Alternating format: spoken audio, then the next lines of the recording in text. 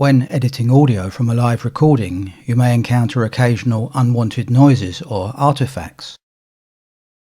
For example, the accentuated finger noise of a guitar, mouth noises, or even headphone bleed-through of a metronome during quieter passages, notwithstanding other noises like clicks and pops. This is when Samplitude's spectral editing features can be of great assistance. Spectral editing makes it possible to view your audio as a spectrogram, allowing you to pinpoint these short-duration noises. They can then be selected with a special mouse mode and removed. The underlying essential frequencies are then recalculated and rendered into a seamless edit.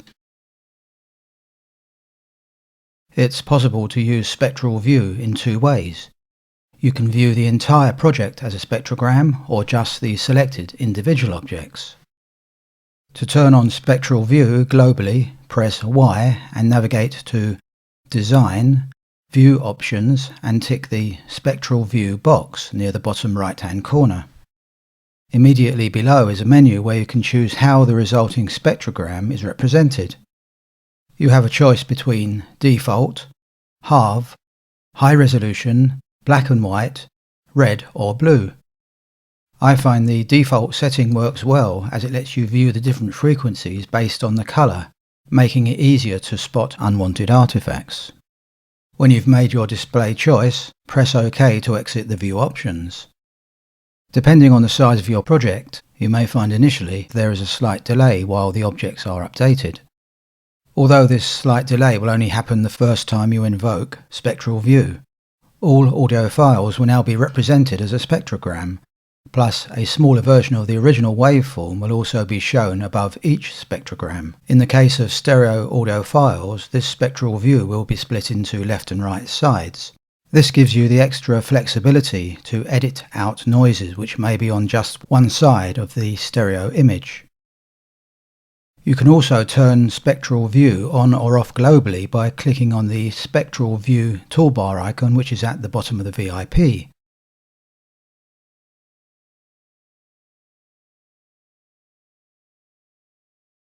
There is also the option to enable Spectral View for only selected objects.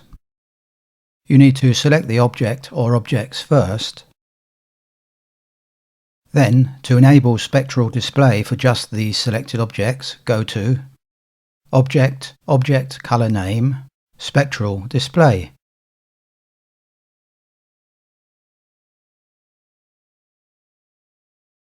Alternatively, right-click on the object and from the menu select Object Color Name, Spectral Display. Obviously, if you're going to use this feature on a regular basis, it would be advisable to create a keyboard shortcut. In case you don't know, I'm going to show you how to create a keyboard shortcut so you can quickly turn spectral display for objects on or off. First, we need to open the keyboard shortcut editor. To do this, go to the menu item File, Program Preferences, Edit Keyboard and Shortcut menus. In fact, I have already assigned a keyboard shortcut to open this dialog. Now type in the search box, Spectral Display, and click on the binocular icon. I'm going to assign the shortcut D, which should be unused in Samplitude. I'm placing the mouse cursor in the Assign window and pressing D. Now I'm clicking the Assign button and this keyboard shortcut will be shown as assigned. Plus it will now appear next to Spectral Display in the menu. I'm clicking OK to close the window. Now when I select an object and use this keyboard shortcut, the view will be switched to Spectral Display.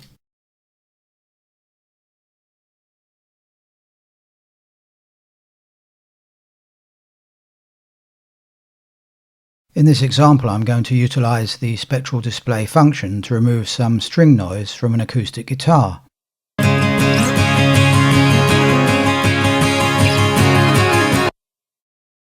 I'm selecting the object and using my keyboard shortcut to enable Spectral Display for just that object. The audio is redrawn and displayed as a spectrogram. The frequencies are displayed from bottom to top, low to high.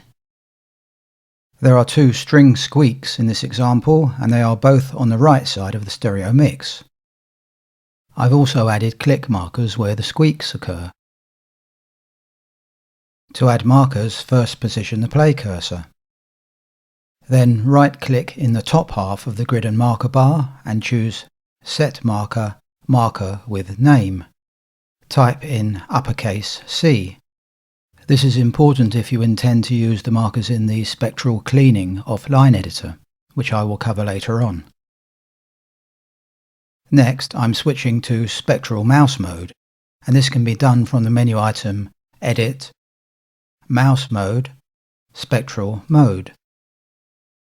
You can also access this mouse mode from the Mouse Mode drop-down menu of the main toolbar. If you prefer to have all mouse modes laid out in a horizontal toolbar, go to the View menu and click on the Toolbars menu. Then select Mouse Mode Toolbar. All mouse modes are now visible and immediately accessible. It's pretty obvious where the squeaks are, but the spectral display also helps in this respect.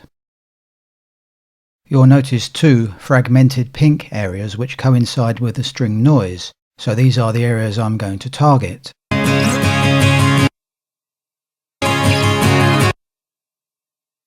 Now with Spectral Mouse Mode enabled, I'm left-clicking and drawing a rectangle around the problem area of the first squeak.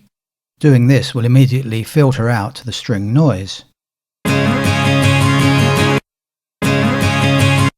I can adjust the boundary area by dragging the selection handles.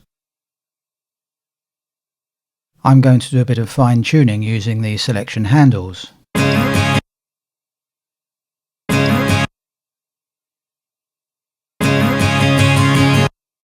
I'm happy with that, so I'm going to click the OK tab on the right. The calculation is done and the audio re-rendered. You can now see that the area which was causing the squeak is no longer visible. The string noise has now been removed.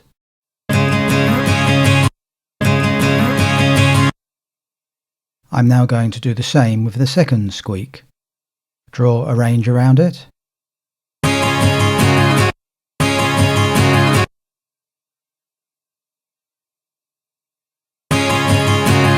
Notice when I adjust the boundary, the squeak returns. The spectral display really helps.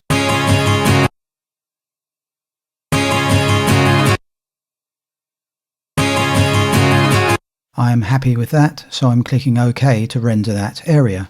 Let's hear the whole section.